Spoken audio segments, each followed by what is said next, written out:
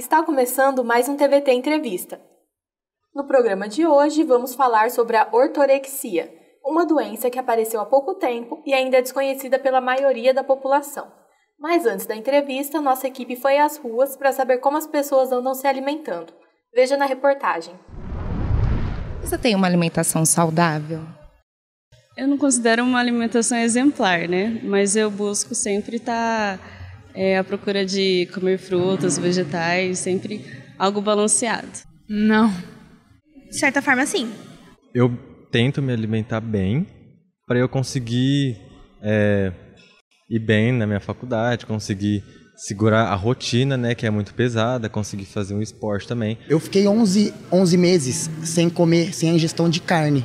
Eu acredito que para o nosso desempenho no dia a dia, né, inclusive para o estudante, para a gente estar sempre forte, com imunidade forte, com resistência boa. Eu me sinto mais leve, me sinto mais saudável. Você já teve algum problema por conta da má alimentação? Não que eu saiba, né? De certo modo, eu não tive uma boa alimentação. Eu coloquei na minha cabeça que eu estava tendo uma boa alimentação e fiquei meio noiada. E só segui aquilo, emagreci muito e fiquei muito magrela e ficou, muito feio. Para falar sobre o assunto, trouxemos o nutricionista Hugo Comparoto, que é formado em Nutrição e Metabolismo pela Faculdade de Medicina de Ribeirão Preto e especialista em obesidade e emagrecimento pela Universidade Gama Filho. Muito obrigada por aceitar nosso convite. Obrigada. Muito obrigada. Obrigado, pessoal. Então, afinal, o que é ortorexia? É um grande prazer vir compartilhar um pouco do meu conhecimento com vocês. Ortorexia basicamente caracteriza as pessoas que têm obsessão por comer saudável.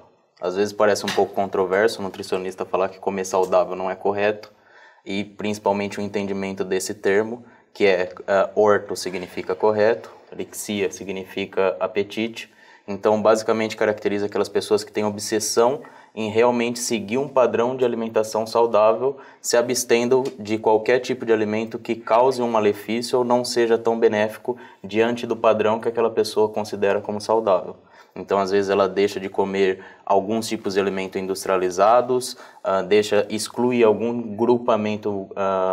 grupo de alimentos, carboidrato, gordura, proteína, por não considerar aquilo saudável. Então, é uma busca doentia por um padrão alimentar que aquela pessoa considera saudável. E como que essa doença pode ser diagnosticada? O diagnóstico dela não é tão fácil, porque ela ainda não é um transtorno que, assim como a anorexia, bulimia, um transtorno alimentar consolidado, mas basicamente se assemelha aos transtornos alimentares.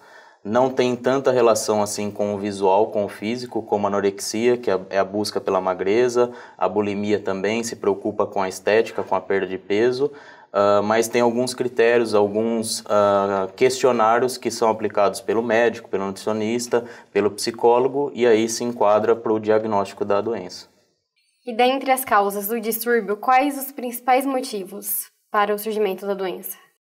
O principal motivo que eu considero é a busca por um padrão de beleza e também por um padrão de alimentação saudável que vem se buscando cada vez mais alimentos mais orgânicos, alimentos não industrializados, a restrição ao açúcar, a restrição ao excesso de sal, que é saudável, mas a busca doentia por isso que acaba caracterizando a doença ortorexia. E quais os efeitos colaterais da ortorexia?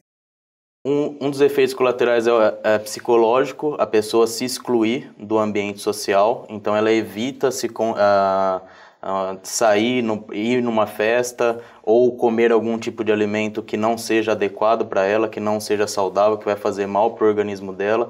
A pessoa acaba também se martirizando, se culpando muito por não ter seguido o padrão de dieta que ela deveria ter seguido, estipulado por ela.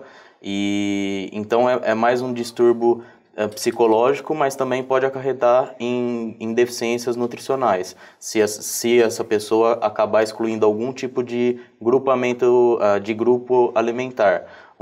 Exclusão total da gordura, por exemplo, tem medo de comer gordura por não achar que é saudável, e isso pode acarretar uma desnutrição não só calórica, energética, mas também de algum tipo de vitaminas ou minerais.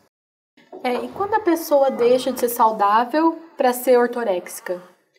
Acredito que ela deixa de ser saudável a partir do momento que a busca pela alimentação extremamente saudável faz com que ela fique excluída não só do ambiente social, mas também ela começa a se culpar por não conseguir seguir, ou começa a se culpar por ter que seguir extremamente aquele padrão alimentar que ela estipulou. E aí acaba perdendo o equilíbrio ou perdendo a relação saudável com a alimentação. Devemos sim comer alimentos saudáveis, alimentos orgânicos, mas também podemos equilibrar outros tipos de alimentos que não são tão saudáveis assim de uma forma tranquila, sem um sentimento de culpa envolvido nisso. E de que forma o psicológico pode ser afetado? Acredito que é mais o que a gente estava falando, mais a culpa em não conseguir seguir ou a culpa em ter comido algum alimento que não faça parte das escolhas alimentares corretas daquela pessoa. E aí a maioria das pessoas envolvidas nessa doença também são obsessivas por algumas coisas e também são extremamente criteriosas em organização, em busca de outros padrões, e isso acaba acarretando. Existe um perfil de pessoa que se destaca entre os diagnosticados? Sim, geralmente são pessoas já ligadas com saúde, ou profissionais de saúde, nutricionistas, médicos, educadores físicos, até mesmo psicólogos, e também pessoas que buscam um padrão de vida mais saudável. Então, atletas, esportistas, praticantes de atividade física geralmente se englobam mais com a doença. Como que é o tratamento para a doença? Geralmente, o tratamento para qualquer distúrbio alimentar, independente se é anorexia, bulimia, vigorexia, até mesmo a obesidade, eu sempre acredito no tratamento multidisciplinar. Então, envolve uma equipe que vai ter um médico que vai dar o diagnóstico da doença, também um nutricionista que vai estar educando melhor a alimentação dessa pessoa, mostrando para ela que é possível alimentar saudável sim, porém tendo equilíbrio, e principalmente um psicólogo, que é onde ele vai ir a fundo no problema, da onde foi desencadeado o problema, como tratar esse problema, tendo apoio de todos os profissionais. E qual a influência dessa chamada vida fitness no surgimento da doença?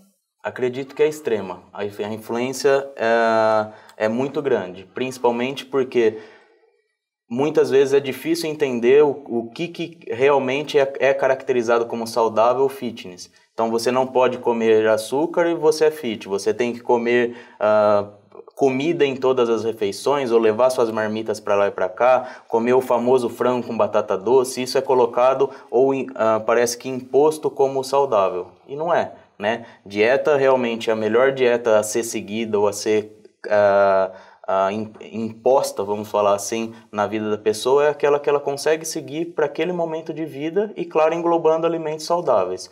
Então, eu acredito que essa imposição do estilo fit ou do estilo saudável que a gente está recebendo, o bombardeio dessas informações em todos os meios de comunicação, acaba levando as pessoas a não entenderem o que realmente é saudável. Uma hora eu posso comer o ovo, outra hora eu não posso comer o ovo, uma hora o glúten faz mal, outra hora o glúten não faz mal, e aí as pessoas acabam que não entendem realmente o que é alimentação saudável, o que é nutrição. É só uma imposição ou critérios que são colocados na mídia e que a pessoa acaba querendo seguir, né?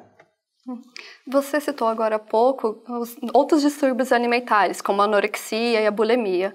O que diferencia a anorexia, que é uma coisa super conhecida pela população, da ortorexia? Acredito que o que mais diferencia é a preocupação com o peso, a preocupação com o visual, a estética.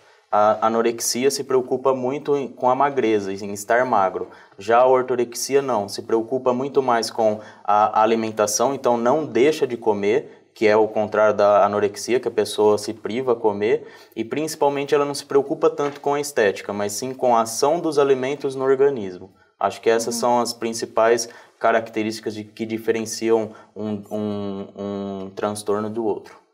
Quais tipos de alimentos as pessoas com ortorexia preferem? Geralmente eu alimento o extremo saudável, o extremo natural, o mais natural possível. Então, exclusão de alimentos com muito sal, alimentos com muito açúcar, alimentos industrializados. Tanto é que o médico que desvendou e começou a caracterizar a doença, ele começou a ver as características da doença nele mesmo.